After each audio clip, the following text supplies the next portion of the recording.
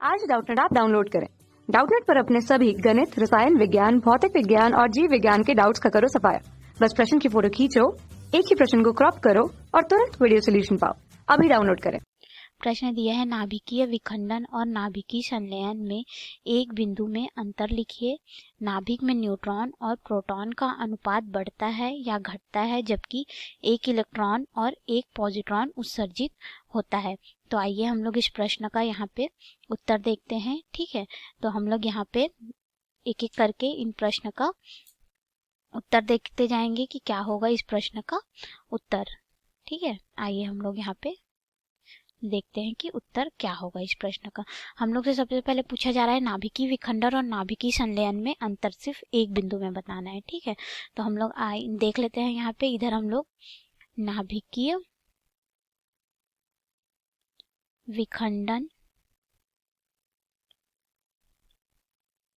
सबसे पहले हम लोग नाभिकीय विखंडन को देख लेते हैं कि नाभिकीय विखंडन क्या होता है।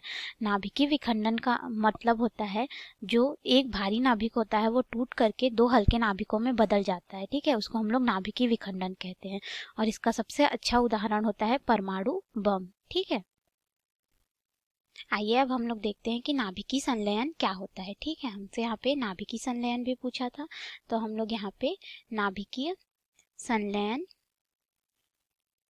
देख लेते हैं। नाभिकीय संलयन क्या होता है, इसमें दो या दो से अधिक हल्के नाभिक मिलकर एक भारी नाभिक का निर्माण करते हैं। और उदाहरण में हम लोग इसमें बोल सकते हैं जो सूर्य से प्राप्त ऊर्जा है। सूर्य के उसमें क्या होता है सतह में कि जो हाइड्रोजन और हाइड्रोजन के परमाणु मिलकर के आपस में हीलियम नाभिक का निर्माण करते हैं, तो उससे हमको अधिक मात्रा में ऊर्जा का उत्सर्जन होता है और हमको सतत प्रकाश ऊर्जा के रूप में वह प्राप्त होता है। इस तरह से हल्के नाभिक जो है एक में संलयित होकर के एक बड़ा नाभिक बना लेते हैं। आइए अब हम लोग प्रश्न का दूसरा हिस्सा देखते हैं। दूसरे हिस्से में हमसे पूछा गया है कि नाभिक में न्यूट्रॉन और प्रोटॉन का अनुपात बढ़ता है या घटता है, और पहला बोला है जब इलेक्ट्रॉन उत्सर्जित होता है। ठीक है, तो हम लोग पहले को यहाँ पे देख लेते हैं। हमसे बोला गया है कि न्यूट्रॉन और प्रोटॉन का अनुपात घटेगा कि बढ़ेगा जब एक इलेक्ट्रॉन जो है वो उत्सर्जित हो रहा है। तो हम लोग यहाँ पे देख लेते हैं एक इलेक्ट्रॉन के उत्सर्जित होने से क्या होता है। देखिए, जब नाभिक से एक इलेक्ट्रॉन उत्सर्जित होता है तब न्यूट्रॉन की संख्या उतनी ही रहती है तथा प्रोटॉन का मान बढ़ जाता है। क्यों? न्यूट्रॉन तो आवेश रहित होता है, लेकिन प्रोटॉन में क्या होता है, धनात्मक आवेश होता है। तो अगर यहाँ पे हम लोग देखें कि एक नाभिक है, ठीक है, यहाँ पे अगर हम लोग देखें कि एक नाभिक है, यहाँ पे एक नाभिक है, अगर इसकी बाहरी कक्षा से एक जो है वो इलेक्ट्रॉन बाहर चला जाएगा तो इसमें क्या रहते हैं, प्रोटॉन और न्यूट्रॉन होते हैं। तो न्यूट्रॉन में तो कोई आवेश नहीं होता है। इलेक्ट्रॉन के जाने से क्या होगा, नाभिक में धन आयन की संख्या जो है बढ़ जाएगी। तो धन आयन कौन सा होता है, प्रोटॉन होता है। तो प्रोटॉन की संख्या जो है वो बढ़ जाएगी इलेक्ट्रॉन के उत्सर्जन से, तथा न्यूट्रॉन वही रहेगा। तो इसीलिए हम लोग यहाँ पे अगर बात करें न्यूट्रॉन और प्रोटॉन के अनुपात की, तो न्यूट्रॉन तथा प्रोटॉन के अनुपात की बात करें हम लोग यहाँ पे, तो हमको ये प्राप्त होगा कि देखिए यहाँ पे क्या हो रहा है, प्रोटॉन की जो संख्या है वो बढ़ जा रही है और न्यूट्रॉन की संख्या वैसी की वैसी ही है। तो ये जो अनुपात होगा हमारा, जब हम लोग का जो बटे का जो रहता है, ये जो अंश होता है और ये हर होता है, हर में अगर कोई संख्या ज़्यादा होती है तो उस अनुपात रहता है, उस अनुपात का मान क्या हो जाता है, घटता है। ठीक है, तो हमको यहाँ पे अनुपात जो मिलेगा वो घटा हुआ मिलेगा। हमको यहाँ पे जो अनुपात मिलेगा वो हमको कैसे मिलेगा, घटा हुआ मिलेगा। ठीक है, तो यहाँ पे हो जाएगा घटता है। अब हम लोग को यहाँ पे बोला जा रहा है, इसके दूसरे पार्ट में हमको बोला जा रहा है एक पॉजिट्रॉन उत्सर्जन से क्या होगा। ठीक है, न्यूट्रॉन और प्रोटॉन का। तो हम लोग इसको भी देख लेते हैं।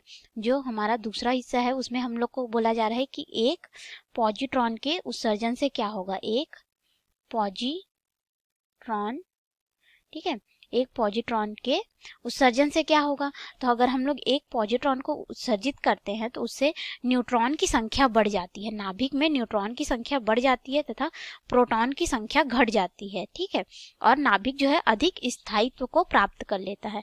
यहाँ पे पॉजिट्रॉन क्या होता है, जो पॉजिट्रॉन होता है वो कुछ नहीं, बस एक इलेक्ट्रॉन ही होता है जिसका जो रहता है आवेश, इलेक्ट्रॉन में क्या रहता है, ऋणात्मक आवेश होता है, लेकिन पॉजिट्रॉन में यहाँ पे धनात्मक आवेश होता है।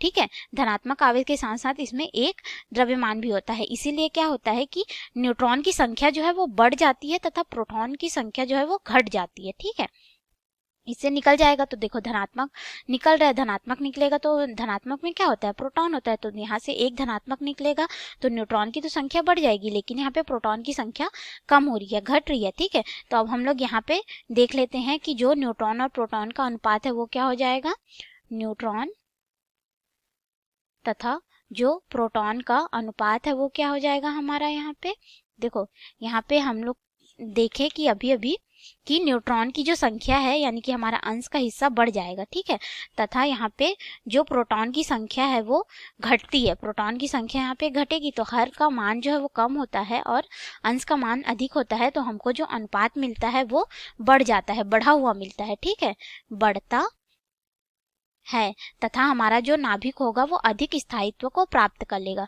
तो हम देख लेते हैं यहाँ पे एक अगर पॉजिट्रॉन का उत्सर्जन होगा तो जो अनुपात होगा न्यूट्रॉन और प्रोटॉन का वो बढ़ता है। ठीक है, और जब एक इलेक्ट्रॉन का उत्सर्जन होगा तो न्यूट्रॉन और प्रोटॉन का जो अनुपात होगा वो घटता है। ठीक है, और हम लोग से यहाँ पे प्रश्न में नाभिकीय संलयन और विखंडन को पूछा था, तो नाभिकीय विखंडन का सबसे अच्छा उदाहरण है परमाणु बम। इसमें क्या होता है कि जो भारी नाभिक होता है, भारी नाभिक जो होता है वो दो छोटे छोटे हल्के नाभिकों में टूट जाता है। ठीक है, इसका उदाहरण है नाभिक परमाणु बम। ठीक है, और फिर हम लोग को पूछा गया था कि नाभिकीय संलयन क्या होता है, तो जो नाभिकीय संलयन होता है उसमें जो छोटे छोटे नाभिक होते हैं, दो या दो से अधिक, वो आपस में मिल करके एक भारी नाभिक का निर्माण करते हैं। ठीक है, एक भारी नाभिक का निर्माण करते हैं और इसका सबसे अच्छा उदाहरण है सूर्य व तारों से प्राप्त प्रकाश ऊर्जा।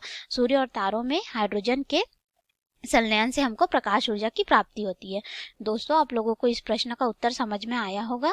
धन्यवाद। कक्षा 6 से 12वीं से लेकर नीट, IIT, JEE वो एडवांस के लेवल तक 1 करोड़ से ज्यादा छात्रों का भरोसा।